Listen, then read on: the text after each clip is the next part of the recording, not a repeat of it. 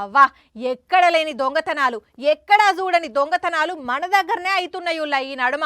అవి చూస్తుంటే దొంగతనం అయిందని బాధపడాలనో లేకపోతే ఎత్తుకపోయినవి చూసి నవ్వాలనో అర్థమైతలేదు. మరి లేకపోతే అరే ఒకలేమో పొద్దుగాల పాల ప్యాకెట్లు ఎత్తుకోబోతున్నారు, ఇంకొకలేమో చెట్ల కుండీలు ఎత్తుకోబోతున్నారు, ఇంకా అన్నిటికంటే నవ్వొచ్చే దొంగతనం చెప్పుల దొంగతనం. ఇవి చూసే జనం హౌవా అని ముక్కు మీద ఏలేసుకుంటున్నారు. అంటే ఇప్పుడు చిత్రంగా ఒకడు ఆర్టీసీ బస్ ఎత్తుకుపోయిండట.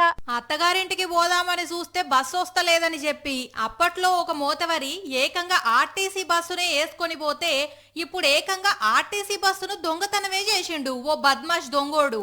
ఇగో ఇదే ఆ బస్సు. ఏపీ 31TH0765 నెంబరున్న ఈ బస్సు పొద్దుగాల 4:30కు నర్సీపట్నం నుంచి తుని పోవాలి. అయితే పార్కింగ్ చేసిన కాడికి పోయి చూస్తే బస్సు లేదట, ఏం లేదట. అరే బస్సు ఇక్కడనే పార్కింగ్ చేస్తేమి బస్సు లేదేంది అని పరేషాన్ అయిన డ్రైవర్ సాబు ఆఫీసర్లకు చెప్తే అటెంక పోలీసులకు కంప్లైంట్ ఇచ్చిండ్రట. ఇక రంగంలకు దిగిన పోలీసులు లోతుగడ్డ జంక్షన్ లో బస్సు ఉన్నదని కనుక్కున్నారు. మరి ఆడిదానిక ఎవరు తీసుకుపోయిండ్రు, ఎట్లా పోయింది అనేది పురాగా తెలియదు గాని ఆడెవడో వేసుకుపోయినోన్ని పోలీసులు పట్టుకున్నారు అని అయితే అంటున్నారు.